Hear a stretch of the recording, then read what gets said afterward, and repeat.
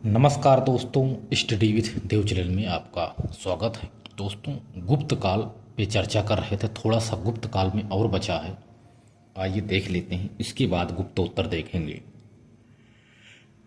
दोस्तों देखेंगे गुप्त काल के आय के स्रोत। गुप्त काल में आय के स्रोत विभिन्न प्रकार से था। जैसे एक है भाग कर, अगला भोग कर, बलि कर, बेगार एवं विष्ठी कर। ये सभी दोस्त गुप्त काल के आय के स्रोत हैं। भाग कर दो प्रकार का है, उद्रंग कर और उपरी कर। इन दोनों को भू राजस्व कर कहा जाता है। यह भाग कर एक भू राजस्व कर है। भोग कर को उपहार कर कहते हैं, यह उपहार कर है। बलि कर एक धार्मिक कर है, बलि कर एक धार्मिक कर है। बेगार एवं विष्ट कर को निःशुल्क कर कहते हैं। तो गुप्त काल की एक कर व्यवस्था है दोस्तों, ठीक है। राज्य के आय का सबसे प्रमुख साधन भू राजस्व कर था। राज्य के आय का सबसे प्रमुख साधन भू राजस्व कर था, जो पैदावार का 1/6 ग्रहण किया जाता था। भाग कर ही भू राजस्व कर कहलाता था। जो भाग कर है, उद्रंग कर और ऊपरी कर। अस्थाई किसानों से जो भू राजस्व वसूल किया जाता था उसे उद्रंग कर कहा जाता था, और अस्थाई काश्तकारों से ऊपरी कर वसूल किया जाता था। यही है उद्रंग कर और ऊपरी कर, ये भू राजस्व कर। फल फूल सब्जी मेवा मिठाई उपहार के रूप में राजा को दिया जाने वाला कर भोग कर कहलाता था। ये भोग कर था। अब देखते हैं गुप्तकालीन मुद्रा। गुप्त काल में सोने चांदी तांबा कांसा और सीसा विभिन्न प्रकार की मुद्राएं का प्रयोग किया गया था, यानी इनका निर्माण किया गया था, यानी इनकी प्राप्ति हुई थी गुप्त काल में। दिनार सोने का दिनार होता था जिसका वजन 144 ग्रेन था। चांदी का रुपयक था जो 32.36 ग्रेन का था। तथा गुप्त काल में 16 ढेर पाए गए थे, मुद्राओं के ढेर पाए गए थे, तथा उसमें प्रमुख बयाना मृतभांड था।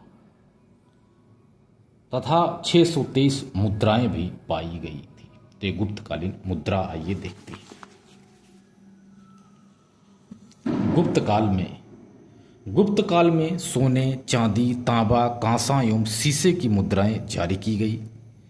गुप्तकालीन स्वर्ण मुद्राओं को दिनार कहा जाता है। गुप्तकालीन स्वर्ण मुद्राओं को दिनार कहा जाता है। प्रारंभ में कुषाण शासकों के सिक्कों के बराबर वजन के सिक्के जारी किए। सबसे पहले कुषाण के शासक जो सिक्के ढाल लिए थे उनके बराबर वजन के सिक्के जारी किए। बाद में 144 ग्रेन के स्वर्ण सिक्के जारी किए तथा 32.36 ग्रेन के चांदी के सिक्के भी जारी किए गुप्त काल के शासकों ने, जिन्हें रुपयक कहा गया। चांदी के सिक्कों को रुपयक कहा गया और सोने के सिक्कों को दिनार। गुप्तकालीन मुद्राओं के 16 ढेर पाए जा चुके हैं। गुप्तकालीन मुद्राओं के 16 ढेर पाए जा चुके हैं। उनमें सबसे प्रसिद्ध राजस्थान राज्य के भरतपुर जिले में बयाना मृतभांड सबसे प्रसिद्ध है। बयाना मृतभांड सबसे प्रसिद्ध है। बयाना मृतभांड में गुप्त काल की कुल 623 मुद्राएं पाई गई हैं। बाद में शासकों ने मिलावटी धातु के सिक्के भी जारी करवाए, जिन्हें कांस्य सिक्का कहा गया। ये सिक्के हो गए। गुप्तकालीन समाज। गुप्तकालीन समाज वर्ण व्यवस्था पर आधारित था। गुप्तकालीन समाज दोस्त वर्ण व्यवस्था पर आधारित था। वर्ण व्यवस्था यानी ब्राह्मण क्षत्रिय वैश्य एवं शूद्र, इन व्यवस्थाओं में विभाजित था वर्ण व्यवस्था। गुप्तकालीन समाज में 4 प्रकार की वर्ण व्यवस्था का प्रचलन था। ब्राह्मण, क्षत्रिय, वैश्य, शूद्र। इनमें सबसे उच्च स्थान ब्राह्मणों का था। सबसे उच्च स्थान ब्राह्मणों का था और वे समाज में सम्मानित वर्ण के थे। वो सम्मानित वर्ण के थे। सबसे निम्न स्थान शूद्रों का था। सबसे निम्न स्थान शूद्रों का था। एक है वराह मिहिर। वराह मिहिर ने बृहत् संहिता में वर्णों के अनुसार बस्तियों का उल्लेख किया है। जैसे ब्राह्मणों के पास 5 कमरे होते थे, क्षत्रियों के पास 4 कमरे, वैश्यों के पास 3 कमरे और शूद्रों के पास 2 कमरे थे। इनके अनुसार, वर्णों के अनुसार उन्होंने उल्लेख किया है। वर्ण व्यवस्था के आधार पर न्याय देने का विधान भी किया गया था। ब्राह्मणों की परीक्षा तुलादान से, क्षत्रियों की परीक्षा अग्नि से, वैश्यों की परीक्षा जल से तथा शूद्रों की परीक्षा विष यानी जहर से ली जाती थी। गुप्तकालीन विवाह। गुप्त काल में 2 प्रकार की विवाह का प्रचलन था, अनुलोम विवाह तथा प्रतिलोम विवाह। 2 प्रकार के विवाह का प्रचलन था गुप्त काल में। अनुलोम विवाह किसे कहते हैं? जिसमें पिता ब्राह्मण हो, माता शूद्र हो, तो जो संतान उत्पन्न होगी उसे निषाद कहते हैं।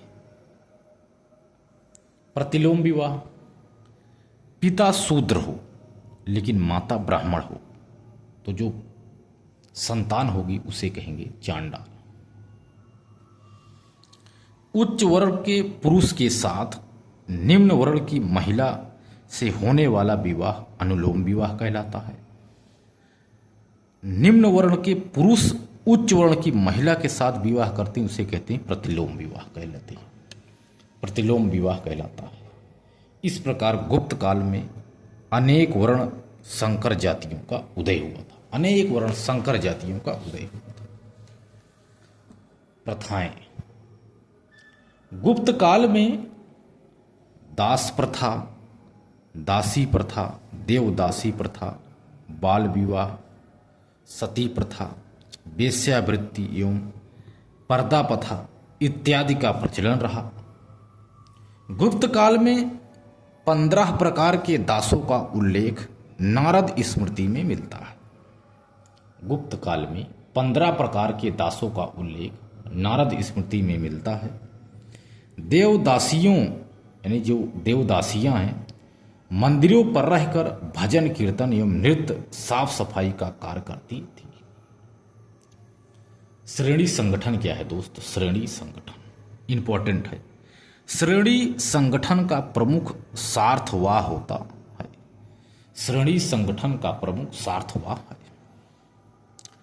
गुप्त काल में व्यापारी, गुप्त काल में व्यापारियों और उद्योगपतियों ने अपनी अपनी सुरक्षा के लिए जो संगठन बनाया है उसे श्रेणी संगठन कहा गया।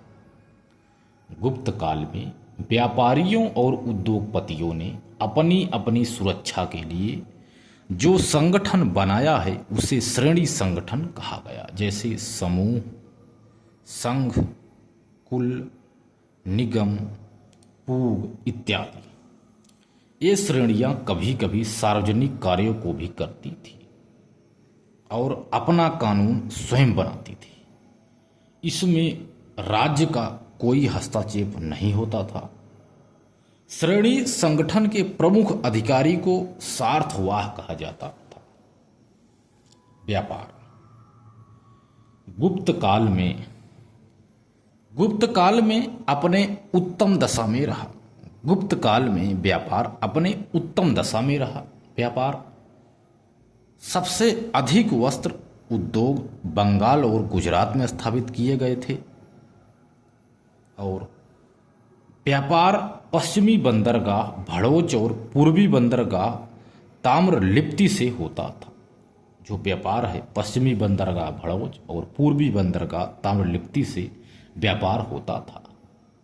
भारत से मसाला, नील, इत्र, कीमती लकड़ियां निर्यात की जाती थी। ये हो गया व्यापार, निर्यात की जाती थी। और क्या होता था व्यापार में? पश्चिमी देशों से उत्तम किस्म के घोड़े भड़ौच नामक बंदरगाह से आयात किए जाते थे। पश्चिमी देशों से अच्छी प्रकार की किस्म के घोड़े। चीन के साथ रेशम का व्यापार होता था, जिसमें श्रीलंका बिचौलिए वर्ग का कार्य करता था। चीन के साथ रेशम का व्यापार होता था और श्रीलंका बिचौलिया का कार्य करता था।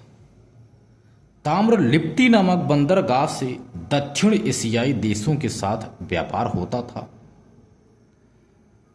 ईरान, अरब और बैक्ट्रिया से उत्तम किस्म के घोड़े के लिए प्रसिद्ध नगर है। ईरान, अरब और बैक्टीरिया उत्तम किस्म के घोड़े के लिए प्रसिद्ध नगर है।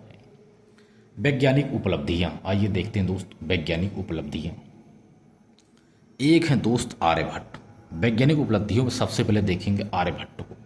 आर्यभट्ट ने आर्यभट्टीय सूर्य सिद्धांत की रचना किया है।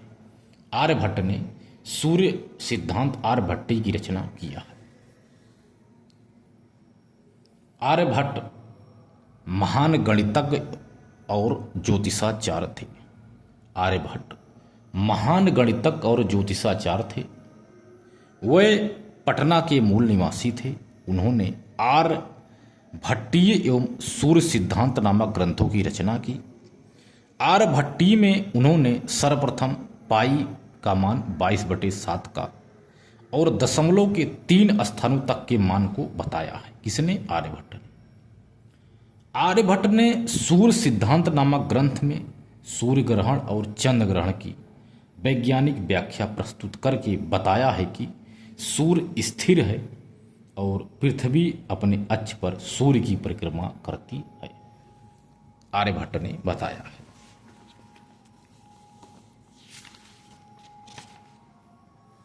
आर्यभट्ट के बाद वराहमिहिर।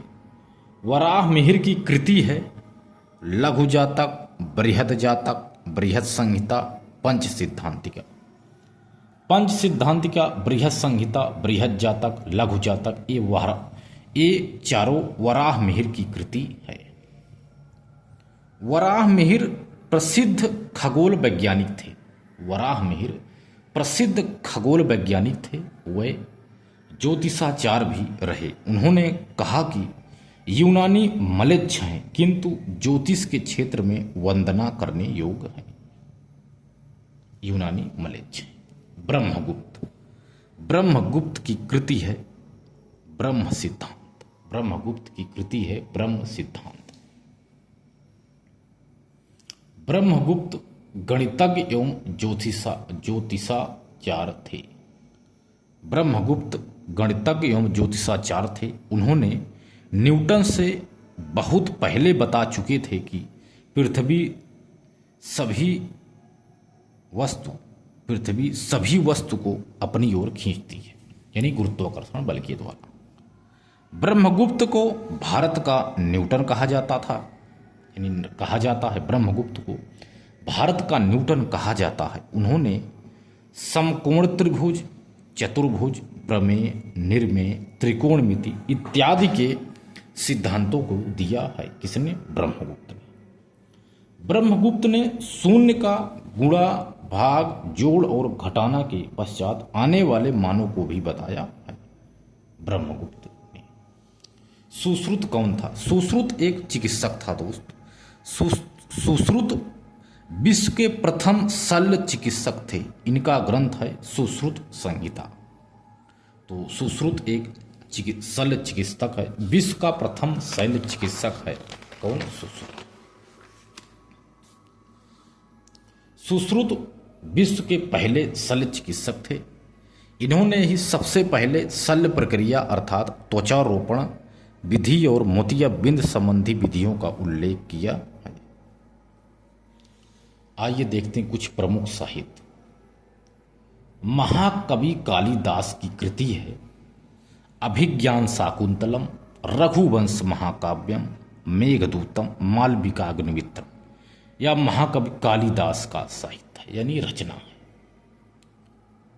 मुद्रा राक्षस एवं देवी चंद्रगुप्तम के रचनाकार हैं विशाख दत्त। मुद्रा राक्षस एवं देवी चंद्रगुप्त के रचनाकार हैं विशाख दत्त। पंचतंत्र के रचनाकार हैं विष्णु शर्मा। पंचतंत्र के रचनाकार हैं विष्णु शर्मा। कामसूत्र के रचनाकार हैं वात्स्यायन। कामसूत्र के रचनाकार हैं वात्स्यायन। नीतिसार के रचनाकार है कामंदक। कामंदक नीतिसार के रचनाकार है। एक नोट है देख लीजिए। पुराणों के संकलन का काल गुप्त काल में हुआ था।